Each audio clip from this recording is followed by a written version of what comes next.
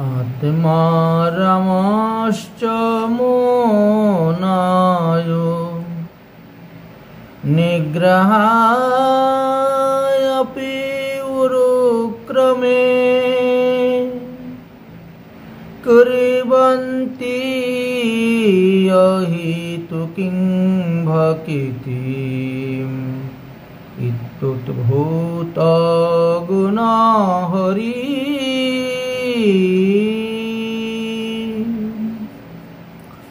श्रीमद्भागवत महापुराणेर प्रथम स्कंधेर सप्तम अध्यायेर 10 नम्बर श्लोके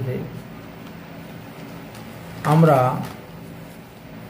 इतिपूर्वे आलोचना करेছিলাম जे निग्रह शब्देर 7টি अर्थ महाप्रभु करेছিলেন। की करेছিলেন जे निग्रह शब्दे कहे अविद्या ग्रंथिहीन विधि निषेध वेद शास्त्र ज्ञानादि विहीन मूर्ख नीच म्लेच्छ आदि शास्त्ररिक्तगण धन संचारी निग्रंथी और जे निधन। एबार এই निधन शब्द নিয়ে আমরা বিশেষভাবে একটি গল্প বলবো, যে গল্পটা এখানে দেওয়া আছে। আসুন সেই নিধন শব্দটা নিয়ে আলোচনা করতেছি। এখন বলছেন নি উপসর্গ যুক্ত গ্রন্থ যুগে নিগ্রন্থ হয়েছে, আর এটা কি নিধন শব্দ অর্থেও ব্যবহার করা হয়েছে। শ্রী চৈতন্য চরিতামৃত গ্রন্থের মধ্যলীলার 24 পরিচ্ছেদে এই বিষয়ে সুন্দর একটি গল্প বর্ণন করে গিয়েছেন যে নিগ্রন্থ বলতে নিধন অর্থাৎ নিধন শব্দে ব্যাধকে বোঝানো হয়। যে কসাই জীব হত্যা করে প্রাণী হিংসা করে জীব নিধন বলা হয়, নিধন করে, হ্যাঁ নিধন, তো সেই অর্থেও দেওয়া হয়েছে। এবার বললেন সেই নিধন মানে সেই ব্যাধ যদি সাধু সঙ্গের দ্বারা ভগবান শ্রীকৃষ্ণের ভজন করতে পারে তাহলে সে মুক্তি লাভ করতে পারে। এই জন্য এখানে বলছেন নিগ্রহ শব্দের অর্থ বোঝাইতে গিয়ে বলছেন যে দেখো একদিন দেবর্ষি নারদ বৈকুণ্ঠে গিয়েছিলেন, ভগবান নারায়ণকে দণ্ডবত প্রণাম করে সেখান থেকে ত্রিবেণীতে স্নান করার জন্য তিনি রওনা হয়েছেন, অর্থাৎ প্রয়াগে। এবার যে কুম্ভ মেলা হয়েছিল সেই প্রয়াগে স্নান করার জন্য রওনা হয়েছে। তো রাস্তা পথ চলে যাচ্ছেন, কিছু দূর যাওয়ার পরে দেখেন ভূমিতে একটি মৃগ পড়ে আছে। সে বানবিদ অবস্থায় ধরপড় করে চটপট করতেছে, দেখে বড় দুঃখ হলো। যাই হোক আরও কিছু দূর রাস্তা চললেন, আরও কিছু দূর যাওয়ার পরে দেখেন একটি খরগোশ শোষক ওইরূপেই বানবিদ অবস্থায় পরে ধরপড় করতেছে, চটপট করতেছে। আরও কিছু দূর গেলেন, যাওয়ার পরে দেখেন একটা শুয়োর ওই রকমভাবে বানবিদ হয়ে খুব ধরপড় করতেছে, খুব চলাচলি করতেছে। এইভাবে একের পর এক 3টি পশুকে রাস্তার মধ্যে ধরপড় অবস্থায় করতেছে, মানে আধা মরা, প্রাণ যাচ্ছে না বেরিয়ে, খুব কষ্ট পাচ্ছে। দেখে বড় দুঃখ হলো দেবর্ষি নারদের, অন্তরটা একেবারে বেকুল হয়ে গেল। কে এরকম কাজ করতেছে? বুঝতে পারলেন এটা কোনো নিধনের কাজ, কোনো ব্যাধের কাজ, কিন্তু কাউকেই তো দেখতে পাচ্ছেন না। তাই দেবর্ষি নারদ আরও সামনের দিকে অগ্রসর হলেন। সামনের দিকে অগ্রসর হওয়ার পরে দেখেন বেশ কিছু হরিণ একত্রে আছে, আর হরিণকে লক্ষ্য করে তির্যক সুরে ব্যাধ গাছের ডালে বসে বাঁশি বাজাচ্ছে আর বান তীর স্বর তৈরি করতেছে ওই হরিণগুলাকে মারার জন্য। বৃক্ষের উপরে বসে ব্যাধ বাণ জুড়তেছে। দেবর্ষি নারদ দূর থেকে দেখলেন তার গায়ের রংটা শ্যামবর্ণ আর চক্ষু দুটি রক্তবর্ণ, দেখতে মহাভয়ঙ্কর রূপ। হাতে ধনুবান, যেন দ্বিতীয় দণ্ডদাতা যমরাজ এখানে বসে আছেন। দেবর্ষি নারদ তখন তিনার চলার পথ ছেড়ে দিয়ে তিনি ওই হরিণের দিকে যেতে শুরু করেছেন। যেই হরিণের দিকে যেতে শুরু করেছেন, হরিণ এমনি পালাতে শুরু করেছে। আর এতে ওই ব্যাধ খুব রেগে গেলেন। গাছের থেকেই ব্যাধ দেবর্ষি নারদকে গালি দিতে চাইলেন, কিন্তু দেবর্ষি নারদের প্রভাবে তার মুখে গালি এলো না। তিনি গাছ থেকে বলছেন, ও গোসাই, তুমি তোমার রাস্তা ছেড়ে দিয়ে এইখানে আসলে কেন? তোমাকে দেখে আমার লক্ষ মৃগ সব পালিয়ে গিয়েছে। দেবর্ষি নারদ বললেন, ভাই, আমার মনের মধ্যে না একটা সংশয় উপস্থিত হয়েছে, আর সেই সংশয়টা খণ্ডাইবার জন্যই তোমার কাছে আসছি, তোমাকে জিজ্ঞাসা করতে তোমার নিকটে এলাম। এই যে রাস্তা দিয়ে আসার সময় আমি রাস্তার মধ্যে একটা আধমরা অবস্থায় শকুর দেখতে পেলাম, একটি আধমৃত অবস্থায় মৃগ দেখতে পেলাম, একটি আধমৃত অবস্থায় খরগোশ দেখতে পেলাম। এরা চটপট চটপট করে, প্রাণ যাচ্ছে না।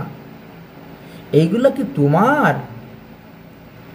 ব্যাধ বলছে, হ্যাঁ, যা বলছেন তাই সত্য, এগুলো আমার। দেবর্ষি নারদ বললেন, এই প্রাণীগুলাকে বানবিদ করে আধামরা করে কেন রেখেছ? এত কষ্ট কেন দিচ্ছ? এদেরকে একেবারে মেরে ফেললেন না কেন? একেবারে মেরে ফেললে তো আর কষ্ট হতো না। ব্যাধ তখন বলছে, শুনো শুনো গোসাই, আমার নাম মৃগারী। পশুবধই হলো আমার একমাত্র ব্যবসা। ছোটবেলা থেকে পিতার নিকটে থেকে এই ব্যবসাটা শিখেছি, এইরূপ করে আসছি। ওই জীবগুলাকে যদি আমি একেবারে মেরে ফেলে দেই, তাতে তো আমার আনন্দ আসে না। যদি আধামরা করে জীবগুলাকে রেখি এবং যন্ত্রণায় ছটপট করে লাফালাফি করে, তখন তা দেখে না আমার খুব আনন্দ হয়। তাই একেবারে না মেরে এই আধামরা করে ফেলে রেখে দেই। দেবর্ষি নারদ বললেন, আচ্ছা ভাই, তোমার কাছে একটি বস্তু চাইছি, তুমি দিবে তো? ব্যাধ বলছে, হ্যাঁ, দিব না কেন, নিশ্চয়ই দিব। আরে মৃগাদি, যা কিছু চাইবা তাই দিব। মৃগাদি যা কিছু তোমার নেওয়ার ইচ্ছা হয় বলো, আমি দিয়ে দিব। এমনকি তুমি যদি বলো মৃগের চর্ম মানে চামড়া চাই, তাও দিয়ে দিব। চলো আমার ঘরে চলো, কত মৃগের চামড়া নিবেন? যদি বাঘের চামড়া চান তাও দিয়ে দিব। মৃগর চামড়া, বাঘের চামড়া, যা চাইবেন তাই দিব, আমার ঘরে আছে। নারদজি বলছে, না না, ওসব কিছু আমি চাই না। তোমার কাছে একটা দান মাগবো, দান চাইব, তুমি দিবে তো? ব্যাধ বলছে, হ্যাঁ দিব, বলো কি চাই? বলে, কাল থেকে তুমি যে মৃগগুলাকে মারবে তা প্রথমেই একেবারে মেরে ফেলে দিবে, আধামরা করে মারবে না। এই কথাটা আমাকে দাও, দান, এটাই দান রূপে চাই। কেন? বলে, এই রূপ যন্ত্রণা দিয়ে তুমি যত জীবকে মারতেছ, তারা জন্ম জন্মান্তরে মনে থাকবে, আর পরে তোমাকেও তারা এই রূপে যন্ত্রণা দিয়ে মারবে। বুঝতে পেরেছ? দেবর্ষি নারদ তো মহাভাগবত, একজন মহাভাগবতের সঙ্গ করলে পরে মানুষের মনের প্রভাবটাই পরিবর্তন হয়ে যায়। দেবর্ষি নারদের সঙ্গ, দেবর্ষি নারদের কৃপার প্রভাবে বিয়াদের মন তখন ফিরে গেল। বিয়াদের মনের মধ্যে তখন ভয় উৎপন্ন হলো, নরকাদি যন্ত্রণার ভয়। তখন বিয়াদ দুই হাত জোর করে দেবর্ষি নারদের চরণে প্রণাম করে বলছেন, হে গোসাই, আমি পরম অধম। বাল্যকাল হইতেই আমি আমার পিতার সঙ্গে এই নিকৃষ্ট কাজটা শিখেছি। আমার জীবনে যে কত শত জীব হত্যা করেছি তার অন্ত নাই। এখন কি আপনি কৃপা করে বলুন, কি করলে পরে আমি সেই পাপ থেকে উদ্ধার হইব? আমার নিস্তারক কে? কে আমাকে এই পাপ থেকে রক্ষা করতে পারবে? আপনি কৃপা করে আমাকে বলুন। এই বলে দেবর্ষি নারদের দুই পা জড়িয়ে ধরলেন। দেবর্ষি নারদ বললেন, যদি আমায় কথা দাও তাহলে আমি তোমাকে উদ্ধার করব। যদি তুমি আমার কথা মতে চলো, আমায় কথা দাও, তাহলে আমি তোমাকে উদ্ধার করতে পারি। বিয়াদ তখন একেবারে প্রস্তুত। বিয়াদ বলছেন, তুমি যা বলবে আজ থেকে তাই করব, তবে আমাকে নরক থেকে উদ্ধার করতে হবে। দেবর্ষি নারদ বললেন, বেশ ভালো, তাহলে আগে তোমার এই হাতের ধনুষটা ভেঙে ফেলে দাও, তারপরে আমি তোমাকে বলবো কি করতে হবে না করতে হবে। আগে ধনুষটা ভাঙবো। বিয়াদ বলছি, একই কথা। আরে ধনুষটা তো আমার জীবন, ধনুষটা হলো আমার জীবিকা লাভ করার একমাত্র সম্বল, আর তাই যদি ভেঙে দেই তাহলে কি রূপে বা আহার জুগাবে? না খেয়ে মরবো নাকি? দেবর্ষি নারদ বলছেন, তুমি না খেয়ে মরবে কেন?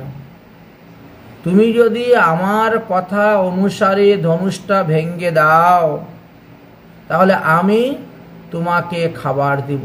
অন্যের জন্যই তো, দুমুঠো অন্যের জন্যই তো এত কিছু। আমি তোমাকে প্রতিদিন অন্ন খেতে দিব, তুমি কত খাবে? আমার কথা মতো কাজ করো, আমি তোমাকে খেতে দিব, আমি তোমাকে উদ্ধার করব। দেবর্ষি নারদের কথা শুনে বিয়াদ তখন নিজের হাতেই নিজের ধনুষটা ভেঙে দিলেন। দেবর্ষি নারদের চরণে পড়লেন। তখন তাকে উঠিয়ে দেবর্ষি নারদ হিতু উপদেশ মন্ত্র প্রদান করলেন। বলেন, প্রথমে এবার তুমি ঘরে যাও, ঘরে গিয়ে তোমার ঘরে যত ধন সম্পত্তি আছে, এই জীব হত্যা করে প্রাণীহিংসা করে যত টাকা পয়সা রোজগার করেছ, ধন সম্পত্তি বানিয়েছ, এই সমস্ত ধন সম্পত্তি ব্রাহ্মণদেরকে দান করে দাও। তারপর তোমরা দুজনে এক বস্ত্র পরিধান করে ঘর থেকে বেরিয়ে পড়ো এবং নদীর তীরেতে একটি ছোট্ট কুটিয়া তৈরি করো। গৃহের সামনে একটি তুলসী মঞ্চ রচনা করিবা। নিত্য তুলসী পরিক্রমা করো, নিত্য তুলসী সেবন করো, আর নিরন্তর কৃষ্ণ নাম সংকীর্তন করো। আমি তোমাদেরকে সেই মন্ত্র দিচ্ছি, এই নাও। আমি কথা দিলাম, আমার কথা মতো যদি কাজ করো তাহলে আমি তোমাদের ঘরে প্রতিদিন অন্ন পাঠিয়ে দিব। তোমাদের ঘরে এত অন্ন আসবে যে তোমরা খেয়ে ফুরাতে পারবে না। এইরূপ বলে দেবর্ষি নারদ তাদেরকে মন্ত্র দীক্ষা প্রদান করে দিলেন। আর বানবিদ করা যন্ত্রণা চটপটকারী যে মৃগ, শশক, শুকর ছিল, এদের গায়ে হাত বুলিয়ে এদেরকে সুস্থ করে দিয়ে দিলেন। এই পশুগণ তারা স্বাচ্ছন্দ্যে উঠে আনন্দে নৃত্য করতে করতে চলে গেছেন দেবর্ষি নারদের পর্ষতে। এই দৃশ্য দেখে বিয়াদ তো আরো অবাক হয়ে গেলেন। সর্বনাশ, গোসাইয়ের হাতে এত বড় জাদু! যে বাণের দ্বারা বিধ হয়ে এতক্ষণ ধরে ছটপট করতেছে, মৃত্যুর প্রতীক্ষায় ছিল, সাধু তাকে সুস্থ করে ফিরিয়ে দিয়ে দিলেন। সুস্থ হয়ে মৃগরা চলে গেল। এর আশ্চর্য ঘটনা দেখে ব্যাদের গুরুভক্তিটা আরো দৃঢ় হয়ে গেল। ব্যাদ শ্রী গুরুজি নারদকে প্রণাম করলেন, করে ঘরে গেলেন। নারদজির কথা মতো গৃহের সমস্ত দ্রব্য ব্রাহ্মণদেরকে দান করে দিলেন। সস্ত্রী সহ ওই ব্যাদ নারদজির উপদেশ অনুসারে এক নদীর তীরে গিয়ে উপস্থিত হলেন আর তুলসী বৃক্ষ মঞ্চ রচনা করে সেখানে কীর্তন পাঠ আরম্ভ করে দিলেন। এদিকে গ্রামেতে প্রচার হয়ে গেল, আরে ভাই দেখো ব্যাদ পরম বৈষ্ণব হয়ে গেছেন, ব্যাদ পরম বৈষ্ণব হয়ে গেছেন। নারদজির প্রেরণায় তাদের ভক্তি জীবন দেখে সব লোকই তাদেরকে শ্রদ্ধা করতে শুরু করলেন। এক এক দিন এক একজন অন্ন ব্যঞ্জন সবজি এনে তাদের আশ্রমের মধ্যে দিতে শুরু করলেন। শেষ পর্যন্ত এমন হয়েছে এক এক দিনে 10 জন 20 জন লোকে এনে অন্ন সবজি দেয়। তারা তো মাত্র 2 জন লোক। এই 2 জনে মতন যতটুকু দরকার ততটুকু তারা গ্রহণ করেন, বাকিটা বলে ফিরিয়ে নিয়ে যাও, এত কি হবে, নষ্ট হয়ে যাবে। চিন্তা করে দেখেন, আগে যে এক মুষ্টি অন্নের জন্য তিনি জীব হত্যা করতেন, এখন জীব হত্যা না করেও তখন কত মুষ্টি অন্ন এসে যায়, খেয়ে শেষ করতে পারছেন না। একদিন দেবর্ষী নারদ পর্বতমুনিকে বলছেন, মুনিবর চলুন তো, আমার একটা শিষ্য আছে, তাকে একটু দেখে আসি তো কি করতেছে। পর্বতমুনিকে সঙ্গে করে নিয়ে রওনা হয়েছেন দেবর্ষী নারদ সেই ব্যাদ শিষ্যের বাড়িতে। এখন দূর হইতে গুরুদেব আসতেছেন দেখে ব্যাদ তাড়াতাড়ি ঘর থেকে বেরিয়েছেন। দৌড়ে যাবেন গুরুদেবকে দণ্ডবত প্রণাম করতে।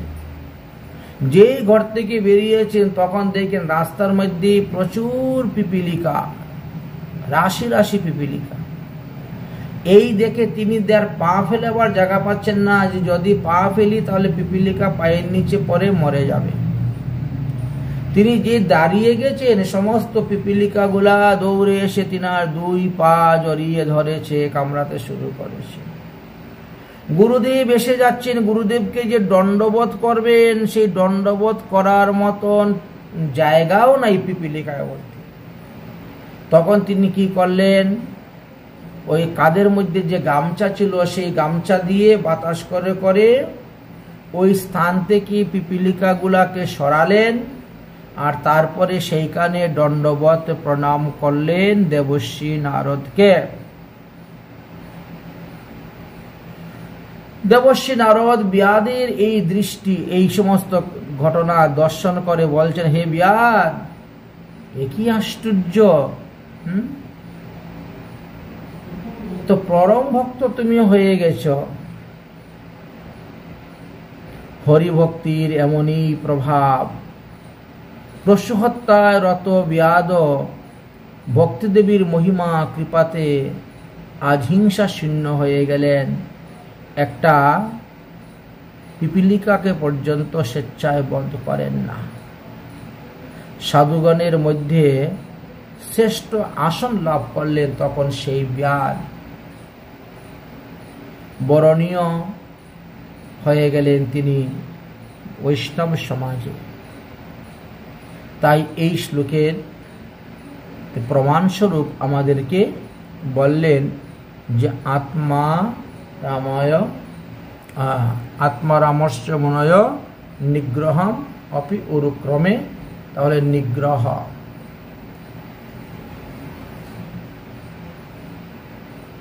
শব্দের এইভাবে সুন্দর ব্যাখ্যা করলেন, যাহা আমরা আস্বাদন করলাম। নিগ্রহ শব্দে কহে ব্যাধ নিধন, সাধু সঙ্গে সেহ করে কৃষ্ণের ভজন। কৃষ্ণশ্চ রামশ্চ এব কৃষ্ণ মনন ব্যাধ হইয়া হয় পূজ্য ভগবত উত্তম। এক ব্যাধের কথা শুনো সনাতন সাবধানে, যা হইতে হয় সৎসঙ্গ মহিমা জ্ঞানী।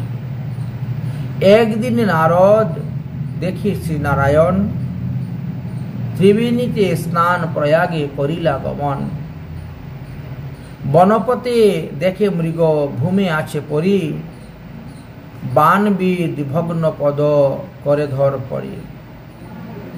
আরো কত দূরে দেখে এক শকুর, তৈছে বিদ ভগ্ন পদ করে ধর পর। তৈছে এক শশক দেখে আরো কত দূরে, জীবের দুঃখ দেখিয়া নারদে ব্যাকুল অন্তরে।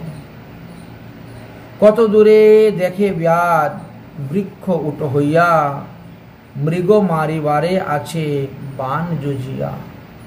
শ্যামল বর্ণ রক্ত নেত্র মহাভয়ঙ্কর, ধনুর্বাণ হাতে যেন যম দণ্ডধর। পথচারী নারদ তার নিকটেই চলিলা, নারদ দেখিয়া মৃগ সব পলাইল। ক্রুদ্ধ হইয়া ব্যাধ তারে গালি দিতে চায়, নারদ প্রভাবে মুখে গালি না যায়। গোসাই প্রমাণ পথ ছাড়িয়া কেন আইলা, তোমা দেখি মোর লক্ষ্য মৃগ পলাইলা। নারদ কহেন পদ ভুলি আইলাম পুছিতে, মনে এক সংশয় হয় তাহা খণ্ডাইতে। পতি যে মৃগ শুকর জানি তোমার হয়, ব্যাধ কয় যেই কহ সেই তো নিশ্চয়। নারদ কহিন জীবেরে যদি মারো তুমি বান, অর্ধ মরা কর কেন নালো পরাণ। ব্যাধ কহে শুনো গোসাই মৃগাধি মোর নাম, মৃগারি মোর নাম। পিতার শিক্ষাতে আমি করি এই কাম। অর্ধমরা জীব যদি ধরপর করে, তবে তো আনন্দ মোর বাড়িহে অন্তরে। নারদ কহিন এক বস্তু মাগি তোমার স্থানে, ব্যাধ কহি মৃগাদি লেহ যে তোমার মনে। মৃগ চাল চাহ যদি চলো মোর ঘরে, যেই চাহ তোমায় দিব মৃগ ব্যগ্রাম্বরে। নারদ কহি নিহায় আমি কিছু না চাই, আর এক বস্তু আমি মাগি তোমার ঠাই। কালী হইতে যত তুমি মৃগাদি মারিবে, প্রথমে মারিবে অর্ধ মরা না করিবে। ব্যাধ কহে কিবা দান মাগিলে আমারে, অর্ধ মারিলে কিবা হয় তাহা কহ মোরে। নারদ কহেন অর্ধ মারিলে জীবে পায় ব্যথা, জীবের দুঃখ দিতেছ তোমার হইবে সেই অবস্থা। ব্যাধ তুমি জীব মার, এ অল্প পাপ তোমার, কদর্তনা দিয়া মার এই পাপ অপার। কদর্তনা দিয়া যত মারিয়াছ জীবেরে, তারা তৈছে মারিবে তোর জন্ম জন্মান্তরে। নারদের সঙ্গে ব্যাধের মন নির্মল হইল, তার বাক্য শুনি মনে কিছু ভয় উপজিল। ব্যাধ কহেন বাল্য হইতে এই আমার কর্ম, কেমনে তরিব মই পাপিষ্ট অধম। এই পাপ যায় মোর কেমন উপায়ে, নিরন্তর করহ গোসাই পড়ু তোমার পায়ে। নারদ কহেন যদি ধরো আমার বচন, তবে করিতে পারি আমি তোমার দুঃখের মোচন। ব্যাধ কহে যে কহ সেই তো করিব, নারদ কহে ধনুষ ভাঙ্গ তবে সেই কহিব। ব্যাধ কহে ধনুষ ভাঙ্গিলে বর্তিব কেমনে, নারদ কহেন আমি অন্ন দিব প্রতিদিনে। ধনুষ ভাঙ্গি ব্যাধ তার চরণে পড়িল, ওটাইয়া নারদ তারে উপদেশ কইল। ঘরে যাও ব্রাহ্মণে দেহ যেবা আছে ধন, এক এক বস্ত্র পরি বাহির হও দুইজন।